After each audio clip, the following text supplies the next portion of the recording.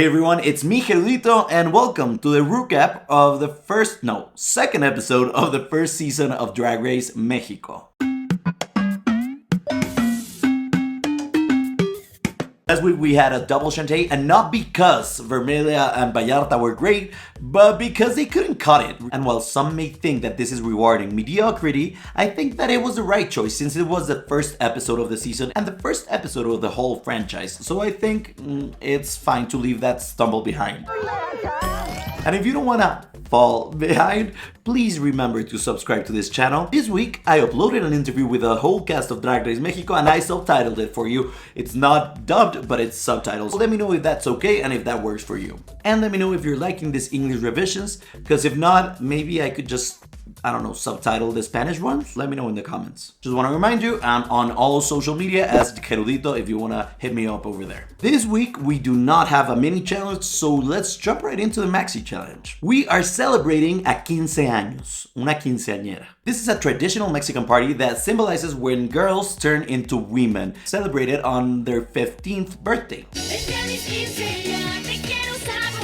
They make this huge party where they wear this amazing ball gown, and there's dancing, and there's chambelanes, which are like boys who dance with them. It's sort of what they do in the States with the Sweet 16. Anyways, Drag Race Mexico decided to make this Quinceañera a design challenge. So queens had to grab anything they could from a quince años inspired spot and see what they could come up with. Let's see how they did. The first one was Serena Morena with a skirt that was made entirely of balloons, and I think that's an incredible idea.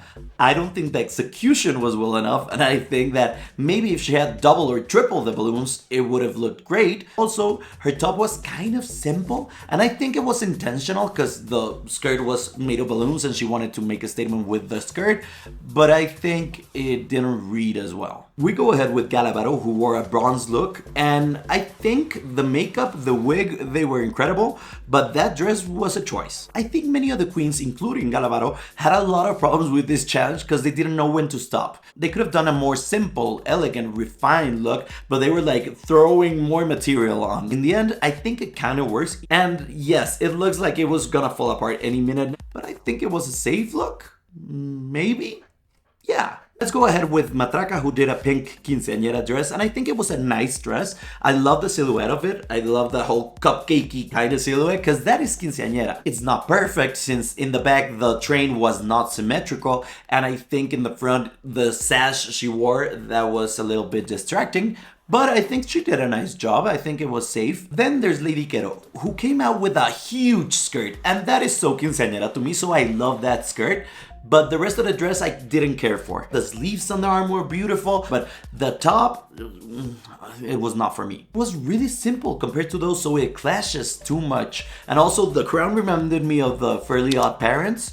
And I think the wig could have been brown or black or even blonde, and it would have made more of an impact. But I still love Quero with all my heart though. Next up is Argenis, who did an amazing job. Her idea of getting paper cups and cutting them and made them into a bow or a ribbon or whatever was pure genius. I also think the dress was really well made with all the ruffles and all the layers. It looked like something she had bought, not something she had done the previous day. What I also loved was the length of the skirt because it was young, it was fun, and she did a really great job. Miss Vallarta followed, and what's weird is that she's supposed to be the seamstress of the season, and I don't know what happened to her. I get that maybe she was referencing some Vivienne Westwood or some Louis Vuitton with a whole wrinkle deconstructed look, but it didn't work. It looked more like a Ferrero Rocher packaging in the trash than a dress. And maybe, just maybe, if she didn't do the whole body paint thing and she just showed her skin,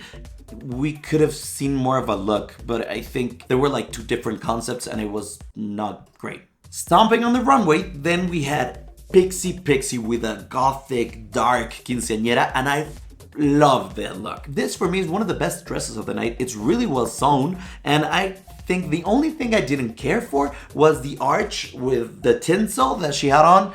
If she would have taken it off, I think she would have looked beautiful, and for me it would have been the perfect dress of the night. It's also her brand. If she had done like a pink, huge, ruffly dress, it wouldn't have been Pixie. Then we have Vermelia Noir, And once again, she had trouble with throwing too much on, like some of the other queens. If she would have kept it just like for, I don't know, 5-10 seconds and then thrown it away and presented the look, it would have been better. Because the dress wasn't that bad. And then she had this like button on that kept covering like most of the dress. And I didn't like that. I thought it was unnecessary. And I love the headdress though. The headdress with the glasses, I think it was good, but she needs to learn to edit sometimes. Let's go to Cristian Peralta, and I loved how she was this posh, ditzy blonde. I thought it was fun. I thought she looked beautiful, but... And don't get me wrong, I love Cristian Peralta. I'm such a fan. But for me, that wasn't full-on quinceañera. And just because of the length of the skirt, because I thought it was really short. It was like a really mini skirt, a micro skirt. Let's be honest, no quinceañera's parents would allow that for their daughter. If she would have just added an inch or two to the skirt, I think that would have been one of the best looks of the night. But for me, it wasn't because of that. Regina Boche.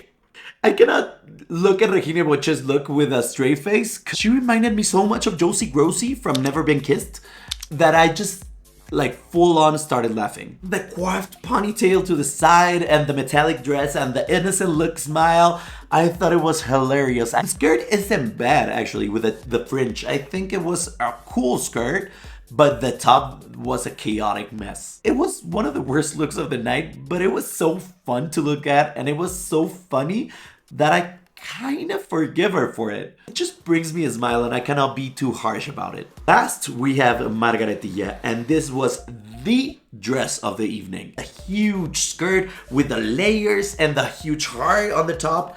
It was beautiful. And she also had the gloves on as an accessory, and she brought a doll, the last doll, which is a Mexican tradition that in the quinceañeros, the parents give them their last doll because they're now turning into women. This is the Margaretilla that you're gonna want to see the whole season. The winner of this episode was Argenis, and even though I love that dress and I think it's great, I personally would have given it to Margaretilla because I thought what she did was awesome. Also, I wanted to see Pixie at the top because last week she wasn't at the top either, and I think both of those looks were really great. Bottom queens this week were Miss Vallarta and Serena Morena. I kinda have to agree because I mean, it was between them and Vermelia, but if we saw another lip sync of Vermelia and Miss Vallarta, that would have hurt the whole franchise because it was really bad. This week, the song was Mírala Míralo de Alejandra Guzman, from Alejandra Guzman, who's the queen of Mexican rock, and she's amazing, and this is a really fun song, an angry kind of vibe song. So about the lip sync, I'm not gonna sugarcoat it. It was another letdown. I'm kind of worried for the lip syncers this season because I've seen Mexican drag queens lip sync and they're amazing and they can do things I've never seen before.